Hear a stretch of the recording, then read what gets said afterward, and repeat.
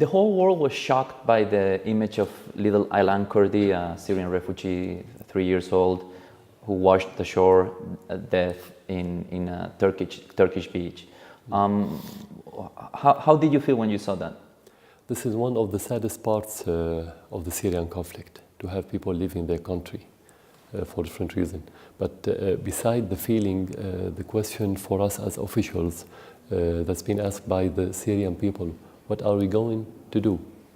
What action is being taken either to allow those refugees to come back to their country or not to leave at all? You have two reasons here. The first one that we have to deal with, of course, is the terrorism, because those terrorists not only threaten people, but deprive the people from the basic needs of their lives. The second reason is the embargo that's been implemented on Syria by the West, mainly the West, and the United States, of course, that cause more difficulties for the people to live here, especially in the health sector. So we need to deal with those reasons in order to prevent this tragedy from being dragged on for a long time. You mentioned some of those refugees run away from ISIS, but some of them claim also that they are running away from the government, or like from the campaigns of the government in some areas in Syria.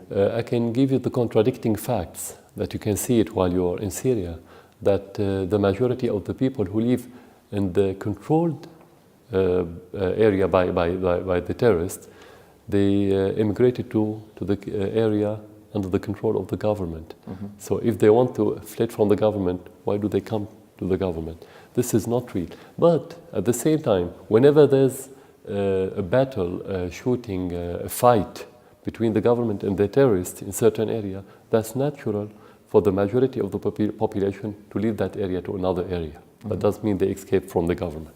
And some of the family that migrated to the government-controlled area, they are the family of the fighter themselves. Mm-hmm. Okay. Yeah. Almost 5 million refugees fled Syria, according to international accounts.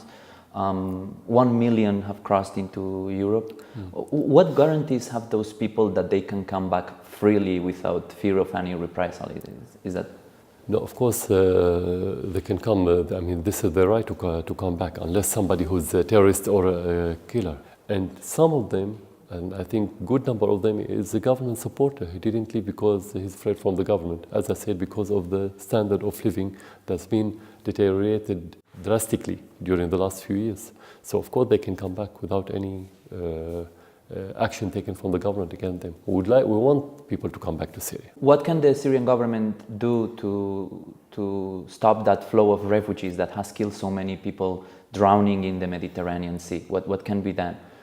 As I said, it's not only about Syria, it's about the rest of the world. First of all, Europe should lift the embargo on the Syrian people, not the Syrian. They don't make embargo on the Syrian government. It's against the Syrian people.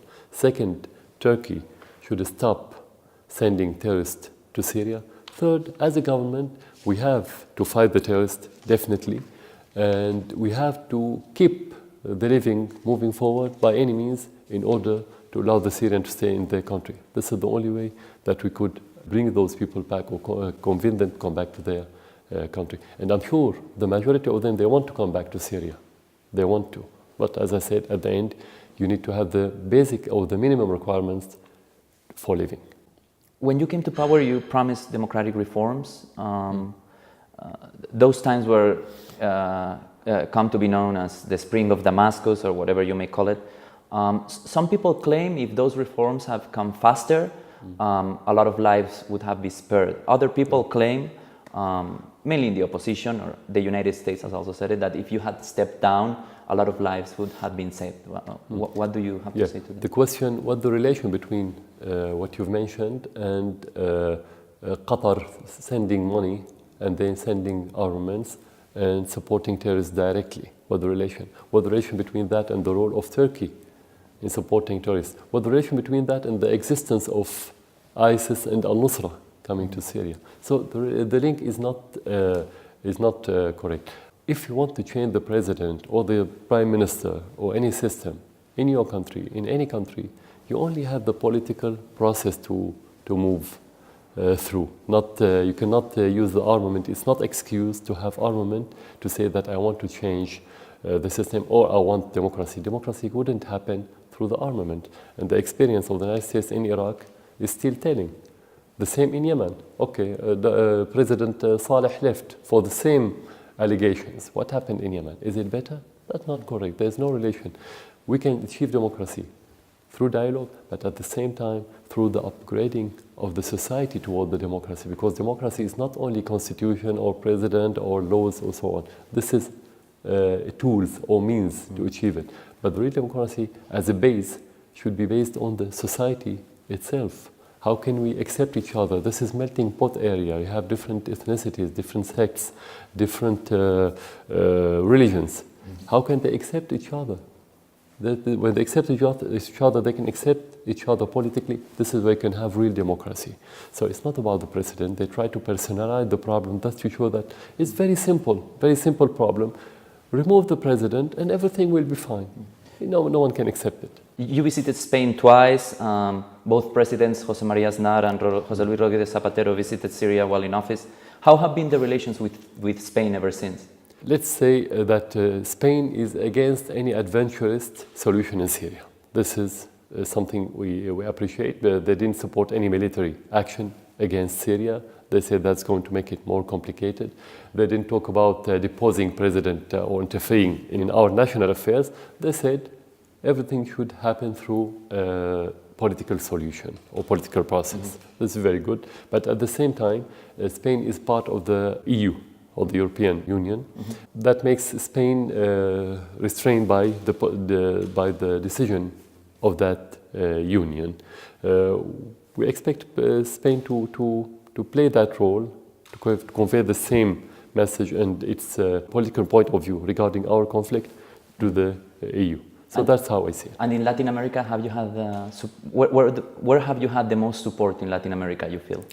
Generally, and that's strange and maybe sometimes unfortunately that those very far away countries from Syria have much more realistic vision about what's happening in Syria than the Europeans, which are much more closer. We are considered at the backyard of Europe. I'm talking about the formal and official level and about the popular level.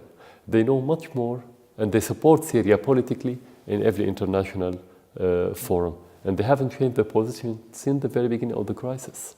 Brazil has one of the biggest Syrian communities abroad. Yeah. Like, how has been the relation with the government of Brazil, with Dilma Rousseff? We have natural relation with them. We have natural relation with Argentina, with Venezuela, with Cuba. With all those Latin countries, we have normal relation. It hasn't been affected by the crisis. And they understand more and more and they support Syria more and more. This is contradicting with the European position. Thank you very much. Thank you.